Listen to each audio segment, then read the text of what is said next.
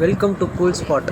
இப்போ வந்து நம்ம Samsung double door inverter model இது வந்து நம்ம ஃபால்ட்டு பார்க்குறதுக்காக இப்போ வந்திருக்கோம். கஸ்டமர் வந்து என்ன இஷ்யூ சொல்லியிருக்காங்கன்றதை பார்ப்போம். இது வந்து 2014 மாடல். கம்ப்ரஸருக்கு வந்து 10 வருஷம் கேரண்டி இருக்குது. ஸோ கேரண்டி பீரியட் முடிஞ்சிருச்சு, அதனால் நம்ம வந்து பார்க்க சொல்லியிருக்காங்க. இப்போ வந்து நம்ம பிசிபி கார்டு ப்ராப்ளமாக கம்ப்ரஸர் ப்ராப்ளமாக செக் பண்ணுறதுக்காக கிலோமீட்டர் போட்டு நம்ம இப்போ வந்து ஃப்ரிட்ஜை ஆன் பண்ண போகிறோம். எப்பயுமே வந்து நம்ம கிலோமீட்டர் போட்டுக்கிறதுன்றது வந்து எல்லா மெக்கானிக்குங்களுக்கும் ஒரு ப்ளஸ் அட்வான்டேஜ் இருக்குது. அது நம்ம என்னன்றதை பார்ப்போம். இப்போ ஃப்ரிட்ஜை ஆன் பண்ணிட்டோம். ஆன் பண்ணோன்னா நம்மளுக்கு ஒரு இண்டிகேஷன் லைட் எரியும். அது வந்து ஃப்ரிட்ஜ் ஆன் ஆயிடுச்சு, போர்டு ஆன் ஆயிடுச்சுன்றதை நம்மளுக்கு இண்டிகேஷன் காட்டிடும். அதுக்கப்புறம் பார்த்திங்கன்னா ஒரு இதில் வந்து 3 டைம்ஸ் பிளிங்க் ஆகுது. அது வந்து கம்ப்ரஸர் இஷ்யூவாக போர்டு இஷ்யூவான்றதுக்காக நம்ம செக்கிங் போட்டிருக்கோம். கம்ப்ரஸரில் ஒன்றுமே இல்லை, விஷயம் ஒன்றுமே இல்லை. எஸ்டி கார்ட்லேயே வந்து நம்மளுக்கு 3 டைம்ஸ் பிளிங்க் ஆகுது. பார்த்திங்கன்னா தெரியும். 1 2 3 ஓகேவா. இப்போ வந்து நம்மளுக்கு வந்து கம்ப்ரஸர் ப்ராப்ளமா, அப்படி இல்லாட்டினா நம்ம வந்து எஸ்டி கார்டு ப்ராப்ளமான்றதை நம்ம இப்போ செக் பண்ணிடலாம். இப்போ நம்மளுக்கு அதே சேம் மாடலுக்கு வந்து ஒரு கம்ப்ரஸர் ஒன்று வந்து நம்ம ரெடி பண்ணி கொண்டு வந்திருக்கோம். இதுதான் அதில் இருந்த பழைய கம்ப்ரஸர் நம்ம செக்கிங்காக போட்டது. இது ஆல்ரெடி ஒரு மெக்கானிக் கழட்டி கொடுத்துட்டு போயிட்டாங்க. ஸோ அதனால தான் நம்ம வந்து செப்பரேட்டாக வெளியில் வச்சு செக் பண்ணுறோம். இப்போ பாருங்கள், இப்போ வந்து நம்ம ஃப்ரிட்ஜை வந்து ஆன் பண்ண போகிறோம்.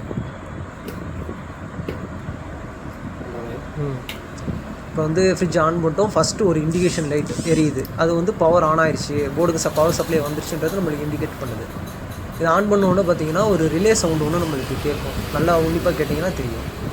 இப்போ பார்த்தீங்கன்னா கண்டினியூஸாக வந்து லைட் பிளிங்க் ஆகாமல் நம்மளுக்கு கண்டினியூஸாக வர ஆரம்பிச்சிருச்சு. ஸோ அதுக்கு வந்து கண்டினியூட்டி கிடச்சிருச்சு. இப்போ கம்ப்ரஸர் செக் பண்ணுறோம். கம்ப்ரஸரோட பம்பிங் எல்லாமே இப்போ செக் பண்ணுறோம்.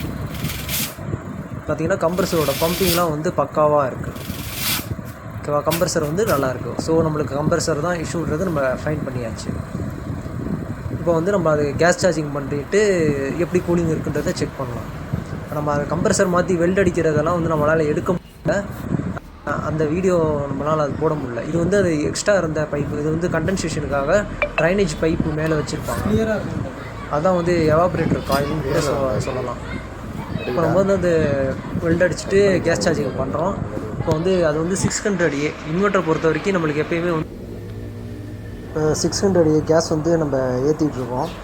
இப்போ வந்து அது ஃபுல்லாக ஏறினதுக்கப்புறம் எவ்வளோ ப்ரெஷர் வைக்கிறோம் என்னன்றதெல்லாம் வந்து நம்மளுக்கு இன்னொரு வீடியோ டீட்டெயிலாக நான் போட்டுறேன் உங்களுக்கு.